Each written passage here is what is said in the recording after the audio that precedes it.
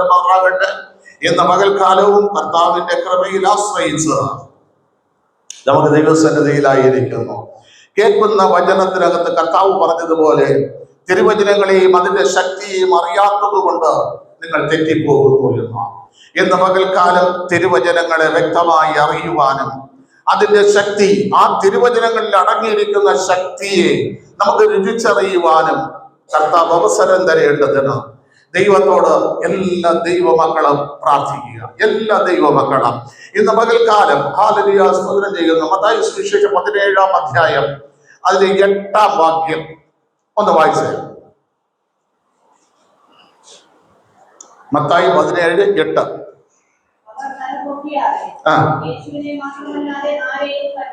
Hallelujah സ്തോത്രം. ഇന്ന് പകൽക്കാലം തിരുവചനത്തിൽ ശിഷ്യന്മാരെ കൊണ്ട് കർത്താവ് ഹല്ലേലൂയ സ്തോത്രം പ്രാർത്ഥിക്കാൻ കടന്നുപോകും. മറുവ മലയിൽ കടന്നുപോകും. അവിടുത്തെ ഒരു സന്ദർഭമാണ് നമ്മൾ വായിച്ചത്.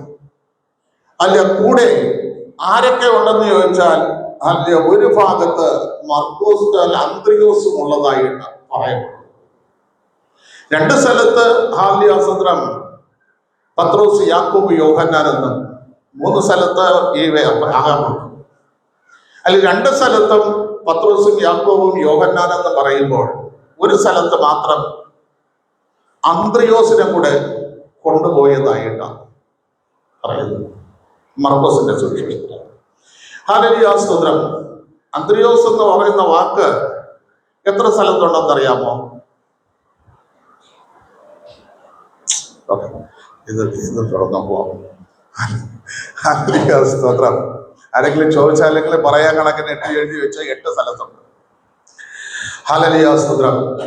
അപ്പോ അതിന് 8 സ്ഥലത്തും അന്ത്രയോസിനെ കാണേണ്ടതിന് ഒരു കാരണമുണ്ട്. ചുമ്മാ അന്ത്രയോസിനെ കണ്ടിട്ടില്ല, കാണേണ്ടതിന് ഒരു കാരണമുണ്ട്. ഇന്ന് പകൽക്കാലം ഇവര് ലൂക്കോസിന്റെ സുവിശേഷം 9-ാം അധ്യായം കൂടെ എടുത്തേ. 9-ാം അധ്യായം അതിന്റെ 29-ാം വാക്യം തൊട്ടൊന്ന് വായിച്ചേ.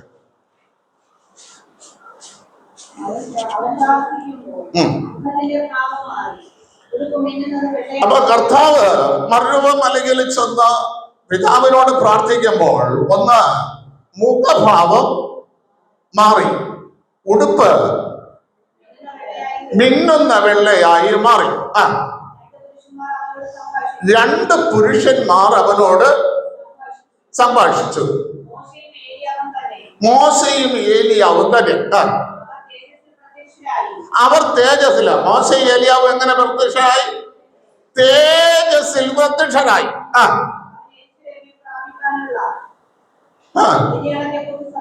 അവരുടെ സംസാരം എന്താണ്? ഇത്രയും കാര്യം ഇവരിൽ മാറ്റപ്പെട്ടപ്പോൾ അവരുടെ സംസാരം കർത്താവിന്റെ മരണത്തെ കുറിച്ചാണ്. കർത്താവ് പ്രാപിക്കാൻ പോകുന്ന നിര്യാണത്തെ കുറിച്ച് അവിടെ സംസാരിച്ചു.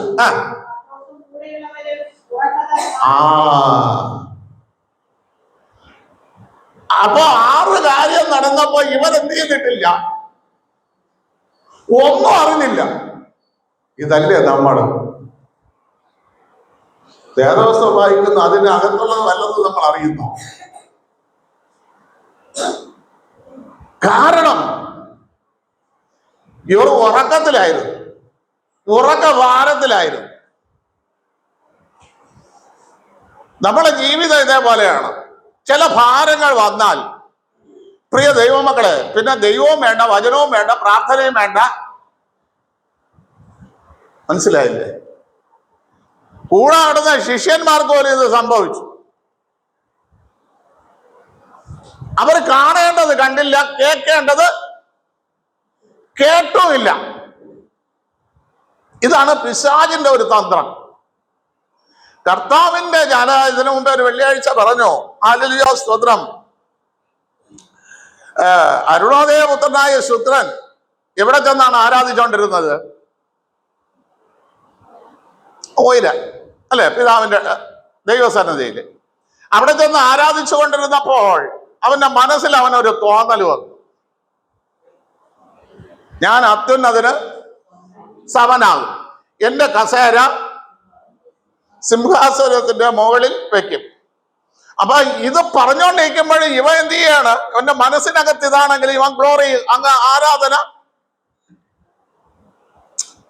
ചിന്ത മൊത്തം എന്താണ്?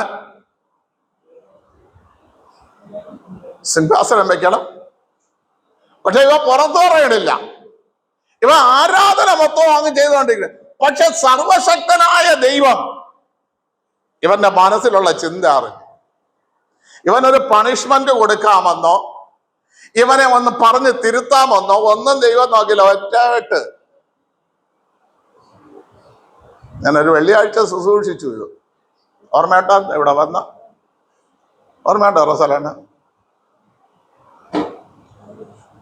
ഹല്ലേലൂയ, സ്തോത്രം. നമ്മുടെ ഹൃദയത്തിലെ നിലവുകളെ അറിയുന്ന ദൈവം ഉണ്ട്. അത് ഇവരെ മനസ്സിലാക്കാതിരിക്കാൻ ഇവർക്കൊരു ഭാരം കൊണ്ടുവന്ന് വെച്ചു. എന്ത് ഭാരമായിരിക്കും? കർത്താവ് തന്നെ പറഞ്ഞത് ലൂക്കോസ് 21:34 ഒന്ന് വായിച്ച്.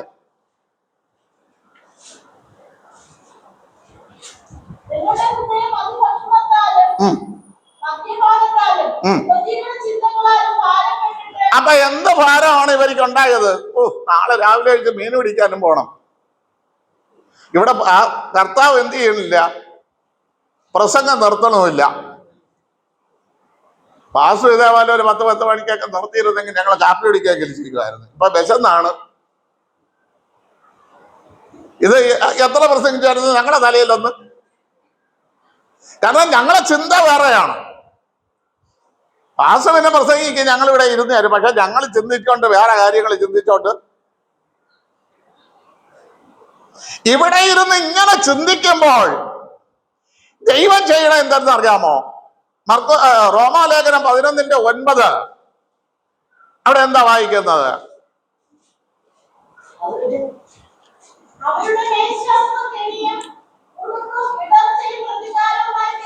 നോക്കണമേ, മേശയ്ക്ക് ചുറ്റും ആര്? മക്കള്. ആ മക്കള് നമുക്ക് കൊടുക്കാവൂന്ന്. ആരാധനയ്ക്ക് വന്നിട്ട് വേറെ കാര്യങ്ങളൊന്നും ചിന്തിക്കരുത്. ചിന്തിച്ചാൽ ആദ്യത്തെ കുടുക്ക് വീട്ടിനകത്ത്. ആരാധനയ്ക്ക് വന്നിട്ട് 11 മണിക്ക് വന്നിട്ടാണ് മീനെ കൂട്ടാൻ വെക്കേണ്ടത്. മീൻ ഇപ്പോഴും എവിടെ ഇരിക്കണം? ഫ്രിഡ്ജിനകത്തിരിക്കുകയാണ്. ഈ ചിന്ത ഉണ്ടെങ്കിൽ മേശ കൊടുക്കാവൂ. പിടികിട്ടിയ? വീട്ടിനകത്ത് കൊടുക്ക് ദൈവം വെക്കും. ആരാധിക്കാൻ വരുമ്പോൾ നിന്റെ ഹൃദയം ശുദ്ധമായിരിക്കണം. ആരാധന ഏറ്റെടുക്കണം, വചനത്തെ ഏറ്റെടുക്കണം. നീതിമാനായ ദൈവത്തെ ആ വചനത്തിൽ കൂടെ നീ കാണണം. അല്ലാതെ മറ്റു ചിന്തകളോടുകൂടി ഇവിടെ ഇരുന്നാൽ ആദ്യത്തെ കുടുക്ക് ദൈവം നിന്റെ വീട്ടിനകത്ത് വയ്ക്കും. രണ്ടാമത്തെ കുടുക്ക് യോശുവയുടെ പുസ്തകം 23:13 വരെ.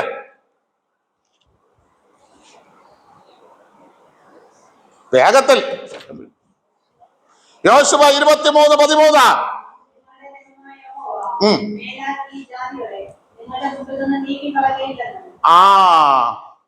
വേറെ എന്തെങ്കിലും ചിന്തിച്ചോണ്ടെന്ന ജാതികൾ നമ്മളെ വീടിനകത്ത് കാണും.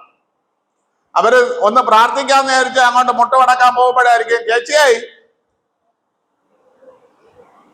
വിളിച്ചോണ്ട് വരും. പിന്നെ നീ പ്രാർത്ഥിച്ചത് അത്ര തന്നെ.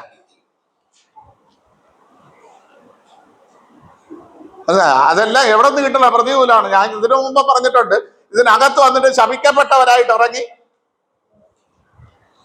പോകരുതെന്ന്. ആരാധനയ്ക്ക് വന്ന് ആരാധന അറ്റൻഡ് ചെയ്യണം. വചനം ശ്രദ്ധയോടെ കേൾക്കണം. അല്ലെങ്കിൽ ജാതികൾ നിനക്ക് കെണിയാകും. അടുത്ത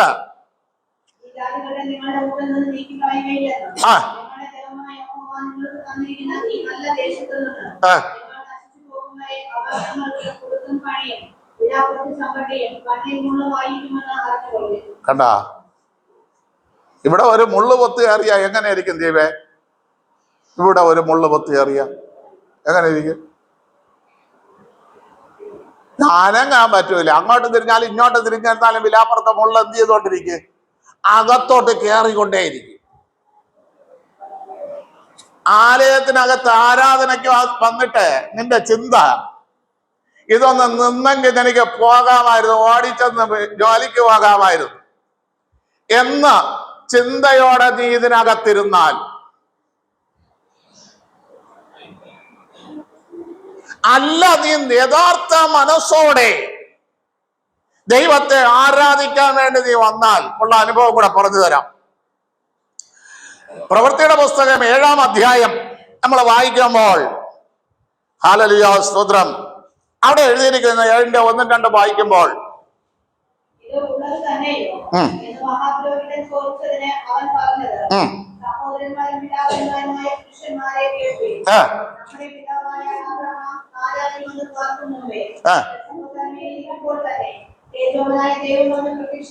നോക്കണമേ, അബ്രഹാമിന് ദൈവം ആദ്യം പ്രത്യക്ഷപ്പെട്ടത് എങ്ങനെ? തേജോമനായ ദൈവമായിട്ട്. അബ്രഹാമിന് ഏതെല്ലാം രീതിയിൽ ദൈവം പ്രത്യക്ഷപ്പെട്ടിട്ടുണ്ടോ? അബ്രഹാമിന് ഏതെല്ലാം രീതിയിൽ ദൈവം പ്രത്യക്ഷപ്പെട്ടിട്ടുണ്ട്? അത്യുന്നതനായ ദൈവം. ഉൽപ്പത്തി 14-ന്റെ 9-19, 17-ന്റെ 1 സർവശക്തിയുള്ള ദൈവം, 21-ന്റെ 33 നിത്യനായ ദൈവം. നിങ്ങൾ മനസ്സിലാക്കണം, ഒരു വ്യക്തിക്ക് വേണ്ടി 4 രീതിയിൽ ദൈവം 4 ഭാവത്തിൽ പ്രത്യക്ഷമായി. ശക്തി കുറഞ്ഞെന്ന് പറഞ്ഞ സ്ഥലത്ത് ശക്തിയുള്ള ദൈവമായി പ്രത്യക്ഷപ്പെട്ടു. ഭയപ്പെട്ടിരുന്ന സ്ഥലത്ത് അത്യുന്നതനായ ദൈവമായി പ്രത്യക്ഷപ്പെട്ടു. ഉടമ്പടി ചെയ്യേണ്ടടുത്ത് നിത്യനായ, ഒരിക്കലും നശിച്ചു പോകാത്ത ദൈവമായി പ്രത്യക്ഷപ്പെട്ടു. നമ്മുടെ ജീവിതത്തിൽ എന്തെങ്കിലും പ്രത്യക്ഷപ്പെട്ടിട്ടുണ്ടോ? നമ്മുടെ ജീവിതത്തിൽ ദൈവം എങ്ങനെയൊക്കെ പ്രത്യക്ഷപ്പെട്ടു? അതിന് കാരണം എന്തെന്നറിയാം? അബ്രഹാമിന് ഇങ്ങനെ പ്രത്യക്ഷപ്പെടാനുണ്ടായ കാരണം, അബ്രഹാം ദൈവം പറഞ്ഞ നിന്റെ പിതൃഭവനത്തെയും ചാർച്ചക്കാരെയും വിട്ട് ഞാൻ കാണിപ്പാനിരിക്കുന്ന ദേശത്തേക്ക് പുറപ്പെടാൻ പറഞ്ഞപ്പോൾ ഒന്നും നോക്കിയില്ല, ഇറങ്ങി അങ്ങ് പുറപ്പെട്ടു. അബ്രഹാം തലപൊക്കി നോക്കിയ സന്ദർഭങ്ങളുണ്ട്. ഇവിടെ ശിഷ്യന്മാര് തലപൊക്കി നോക്കിയപ്പോൾ പറഞ്ഞതൊന്നും കേട്ടില്ല, കാണേണ്ടതൊന്നും കണ്ടില്ല. അബ്രഹാം തലപൊക്കി നോക്കിയപ്പോ എന്തൊക്കെ കണ്ടു? തേജോമനായ ദൈവത്തെ കണ്ട് ഇറങ്ങിയ അബ്രഹാം തലപൊക്കി നോക്കിയപ്പോൾ എന്തൊക്കെ കണ്ടു? പറ. ഉൽപ്പത്തി പുസ്തകം 13-ന്റെ 13-14 വാക്യം വായിക്കുമ്പോൾ എന്ത് കണ്ടു? വാഗ്ദത്ത ദേശം കണ്ടു. അവനും അവന്റെ തലമുറയ്ക്കും ശാശ്വതമായി വസിക്കാനുള്ള ദേശം കണ്ടു. നമ്മൾ കണ്ട എവിടെ താമസിക്കണമെന്ന് നമ്മൾ കണ്ട ഇല്ല. 1 നമ്മളെ പരാജയം. 2 ഉൽപ്പത്തി പുസ്തകം 15-ാം അധ്യായം 4-5 വാക്യം വായിക്കുമ്പോൾ വാഗ്ദത്ത സന്തതിയെ കണ്ടു. മനസ്സിലായ? നമുക്ക് ശേഷം നമ്മളെ നന്മ ആര് അനുഭവിക്കുമെന്നുള്ളത് കണ്ടു. ഹല്ലേലൂയ സ്തോത്രം. ഉൽപ്പത്തി പുസ്തകം 18-ാം അധ്യായം 1-ാം വാക്യം വായിക്കുമ്പോൾ, 1-2 വാക്യം വായിക്കുമ്പോൾ അബ്രഹാം തലപോക്കി നോക്കിയപ്പോൾ ദൈവത്തിന്റെ പ്രത്യക്ഷത കണ്ടു. എന്ത് കണ്ടു? ദൈവത്തിന്റെ. അതാണ് അബ്രഹാം അവിടെ വന്നിട്ട് ലോത്ത് വിളിക്കുന്നു, യജമാന്മാരേ നിങ്ങൾ എന്റെ ഭവനത്തിൽ വരി. അബ്രഹാം വിളിച്ചത് എന്താണ്? യജമാനെ. ദൈവത്തെ മാത്രമേ യജമാനെ എന്ന് വിളിച്ചുള്ളൂ. മറ്റുള്ളവർ എന്ത് ചെയ്തില്ല? ഒരു വിലയും കൊടുത്തില്ല. ഇനി അബ്രഹാം തലപൊക്കി നോക്കിയപ്പോ എന്ത് കണ്ട്?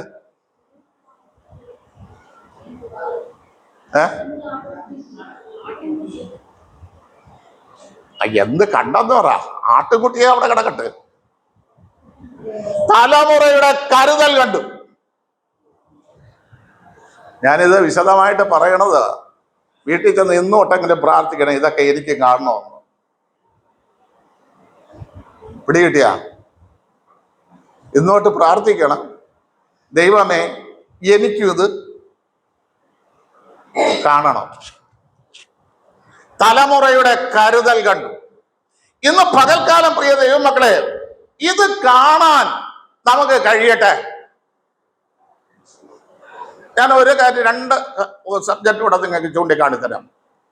പൗലോസ് അപ്പോസ്തലനെ ഇതൊക്കെ കാണണമെങ്കിൽ പൗലോസ് അപ്പോസ്തലനെ ദൈവം പറഞ്ഞു, ഞാൻ തെരഞ്ഞെടുത്തിരിക്കുന്ന, പ്രവൃത്തിയുടെ പുസ്തകം 9-ാം അധ്യായം 15-ാം വാക്യം വായിക്കുമ്പോൾ അവിടെ എഴുതിയിരിക്കുന്നു, ഞാൻ തെരഞ്ഞെടുത്തിരിക്കുന്ന എന്റെ നാമം വഹിക്കാനായിട്ട് രാജാക്കന്മാരുടെ മുമ്പിലും അല്യോസ്തോത്രം തെരഞ്ഞെടുത്തിരിക്കുന്ന ഒരു മാനപാത്രം, അല്ലെ, ഒരു മാനപാത്രം. ഈ തെരഞ്ഞെടുപ്പ് പൗലോസ് അപ്പോസ്തലന് വന്നപ്പോൾ പൗലോസ് അപ്പോസ്തലൻ ചെയ്തത് എന്തെന്നറിയാമോ? 9-1-2 വാക്യം വായിക്കുമ്പോൾ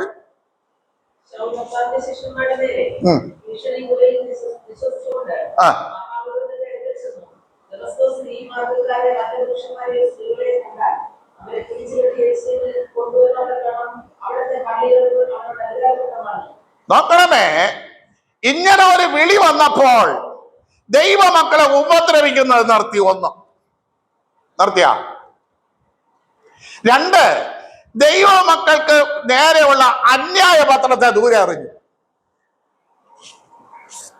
നമ്മൾ ഇതുവരെ നിർത്തിയിട്ടുണ്ടോ? ദൈവമക്കൾക്കെതിരെയുള്ള അന്യായ രേഖ എഴുതിയ പത്രം ഇന്ന് നമ്മളെ കയ്യിലുണ്ട്, ഇന്നുണ്ട്. നമ്മൾ എവിടെയെങ്കിലും ഇരുന്ന പലരെ കുറിച്ച് എന്ത് ചെയ്യും? കുറ്റം പറയില്ലേ? ഈ രേഖ നമ്മളെ കയ്യിലുണ്ട്, ഇന്നും വെച്ചോണ്ടാണ് നടക്കുന്നത്. വെച്ചോണ്ട് നടന്നിട്ട് നമ്മൾ പറയുകയാണ്, തേജോമനായ ദൈവത്തെ കാണും. 2, ഹല്ലേലൂയ സ്തോത്രം, ഗലാത്യ ലേഖനം 1-16-17 വാക്യം കൂടെ ഒന്ന് വായിച്ചു.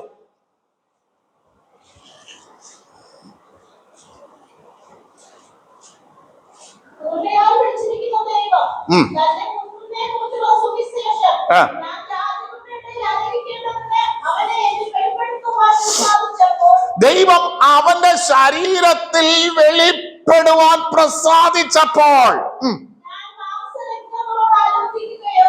പ്രിയ ദൈവമക്കളെ, ദൈവ കാര്യങ്ങള് കുടുംബത്തിലെ മാംസരക്തങ്ങളോട് ആലോചന ചോദിച്ചില്ല.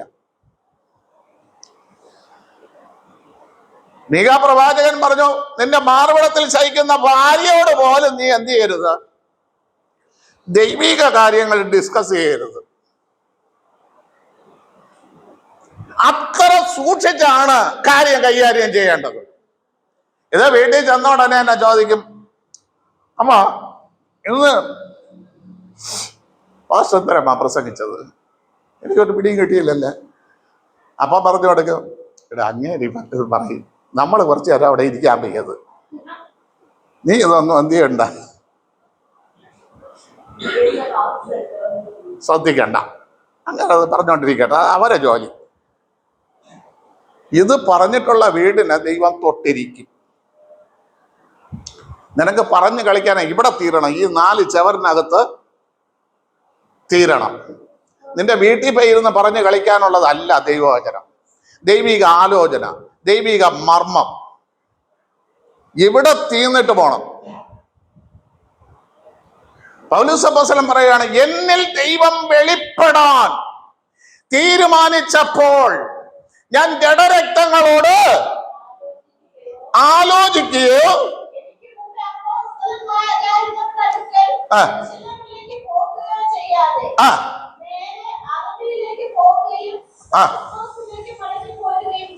എവിടെ വെച്ചാണോ എനിക്ക് ദർശനം കിട്ടിയത് അവിടേക്ക് ഞാൻ മടങ്ങിപ്പോയി. അതിന്റെ പൊരുൾ അറിയാൻ 9-ാം അധ്യായത്തിൽ പറയുന്നു, ശൗല് പൗലൂസായി മാറി മേൽക്കുമേൽ ദമസ്കോസിൽ ശക്തി പ്രാപിച്ചു.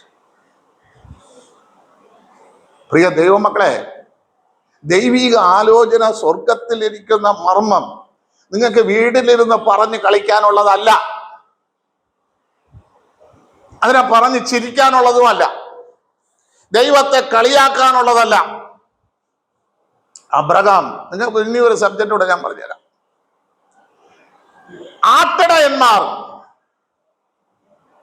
വെളിയിൽ വായിച്ച ലൂക്കോസിന്റെ സുവിശേഷം 2-ാം അധ്യായം 10-ാം വാക്യം.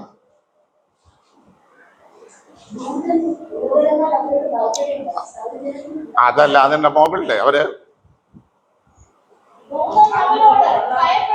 അല്ല, അത് തന്നെ. ആ ആ ആ ആ മതി. ചുറ്റിമിന്നി അവരോട് പറഞ്ഞു, ഭയപ്പെടേണ്ട, മഹാസന്തോഷം, സർവജനത്തിനും ഉണ്ടാകേണ്ട മഹാസന്തോഷം ഞാൻ നിങ്ങളോട് സുവിശേഷിക്കുന്നു. അവരെന്ത് ചെയ്തോണ്ടിരുന്നത്? എന്തിന്? എപ്പോഴ്? രാത്രിയില്ല. ഈ സന്തോഷത്തിന്റെ വാർത്ത കേട്ടപ്പോ അതിന്റെ 15-ാം വാക്യം എന്താ പറയുന്നു?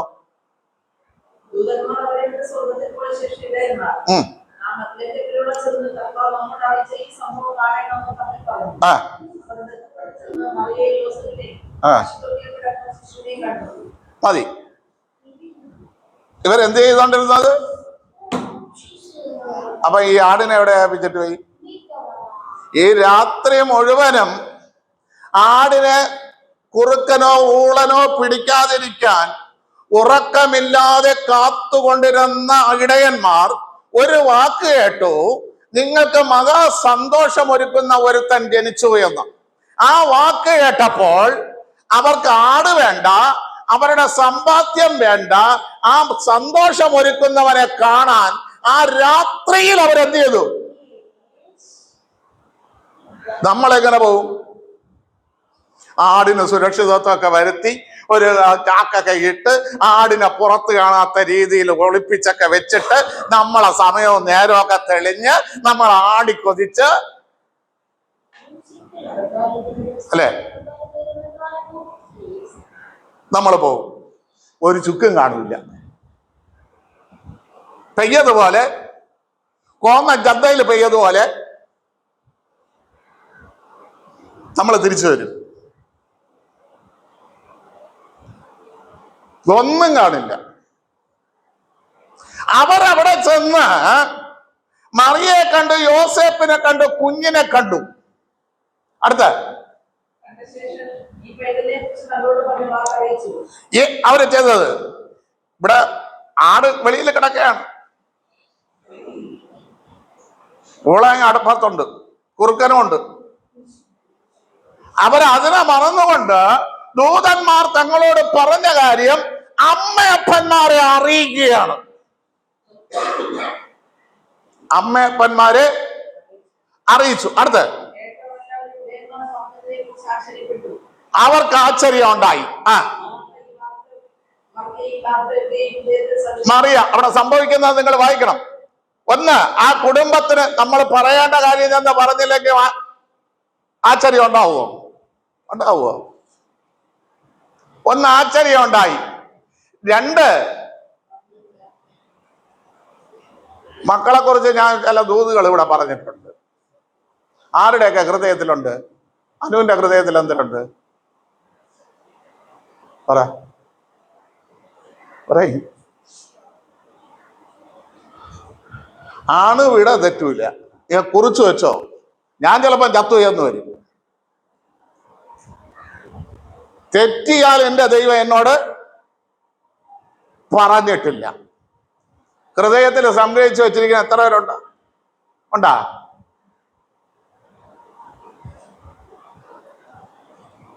ഒരു ദൂത് ചിലപ്പോ ഒറ്റ പ്രാവശ്യം വെളിപ്പെടും. മറിയയുടെ അടുത്ത് 2 പ്രാവശ്യം ഇത് വെളിപ്പെട്ടപ്പോഴും മറിയ ഹൃദയത്തിൽ തലമുറയെ കുറിച്ചുള്ളത് സംഗ്രഹിച്ചു വെച്ചു. നമ്മൾ ഇവിടെ കൂടെ കേട്ട് ഇപ്പുറത്തൂടെ തട്ടിക്കളഞ്ഞിട്ട് ഇതാ പോണ്. 3 വായിച്ചേ. ഉം. ആ കണ്ടാ ഇവിടെ എന്തിനു കിടക്കണ് വീട്ടില്? ഇതുവരെ അധ്വാനിച്ച നന്മ വെളിയിൽ ആര് വേണമെങ്കിലും എടുത്തോണ്ട് പോവാം. ഇതൊന്നും അവർക്ക് വിഷയമല്ല. ഇവർക്കിപ്പോ ഒറ്റ വിഷയമുള്ളൂ, തങ്ങൾക്ക് കേട്ടതിനെ കുറിച്ച് സന്തോഷം അനുഭവിക്കണം. ഈ സന്തോഷം അനുഭവിക്കാനാണ് ദൈവം നമ്മെ വിളിച്ചത്. അതിന് തല പൊക്കി വെയിലോട്ട് നോക്കിയേ മതിയാവും. അതിന് പൗലൂസ് പറഞ്ഞ ഒരു വാക്യം കൂടെ വായിച്ച് നമുക്ക് നിർത്താം. ഇതിന് ഹല്ലേലൂയ സ്തോത്രം ചെയ്യുന്നു. ആ തലപൊക്കി നോക്കി അബ്രഹാം എന്തായെന്ന് ചോദിച്ചാൽ സ്നേഹിതനായി. അബ്രഹാമിന്റെ തലമുറയ്ക്ക് കിട്ടിയ അനുഗ്രഹം നിങ്ങൾ വീട്ടിൽ പോയി എന്ത് ചെയ്തോളണം, വായിച്ചു നോക്കണം. സ്നേഹിതനെന്ന് 3 സ്ഥലത്ത് അബ്രഹാമിന്റെ പേര് പറഞ്ഞിട്ടുണ്ട്. ഈ 3 സ്ഥലങ്ങൾ വേണമെങ്കിൽ ഞാൻ പറഞ്ഞു തരാം. ഹല്ലേലൂയ സ്തോത്രം. യെശയ്യാ പ്രവചനം 41-ാം അധ്യായം, 2 ദിനവൃത്താന്ത പുസ്തകം 20-ാം അധ്യായം 7-ാം വാക്യം, 1 യാക്കോബിന്റെ ലേഖനം 2:23. ഈ 3 സ്ഥലത്താണ് അബ്രഹാമിനെ സ്നേഹിതനെന്ന് പറഞ്ഞിരിക്കുന്നത്. ഈ 3 സ്ഥലത്തും തലമുറയ്ക്ക് വേണ്ടി എന്താണ് ദൈവം ചെയ്തതെന്ന് അവിടെ നിങ്ങൾ നോക്കി പഠിച്ചോളണം.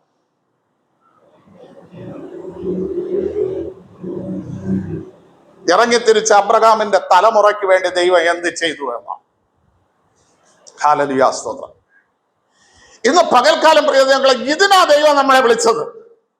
നിന്റെ ജീവിതം കഴിഞ്ഞാൽ നിന്റെ തലമുറയെ കുറിച്ചുള്ളത് വ്യക്തമായിട്ട് നീ എന്ത് ചെയ്യണം, അറിയണം. ശലോമോൻ പോലും പറഞ്ഞു, ഒരു തലമുറ വരുന്നു, ഒരു തലമുറ പോകുന്നു. ഞാൻ ഉണ്ടാക്കിയത് ആരനുഭവിക്കുമെന്ന് ആരറിയുന്നു? അറിയണം. നിന്റെ ജീവിതത്തിൽ നീ എണീറ്റ് പോയി 10-18 വയസ്സ് തൊട്ട് 20 വയസ്സ് തൊട്ടോ നീ അധ്വാനിച്ച നന്മ ആരനുഭവിക്കുന്നു എന്ന് നീ അറിയണം. അറിഞ്ഞിട്ടേ ഇവിടെ നിന്ന് പോവാവും. മനസ്സിലായ? ആരെങ്കിലും അല്ല അനുഭവിക്കേണ്ടത്. അതിന് പൗലൂസ് പറഞ്ഞതുപോലെ കൊലോസ്യർക്ക് എഴുതിയ ലേഖനം 3-ാം അധ്യായം 1, 2, 3 വാക്യം വേഗത്തിൽ വായിച്ച് നിർത്തിക്കാം. എന്നിട്ട് ഒരു പാട്ട് പാടിക്കാം. കൊലോസ്യർ 3:1-2.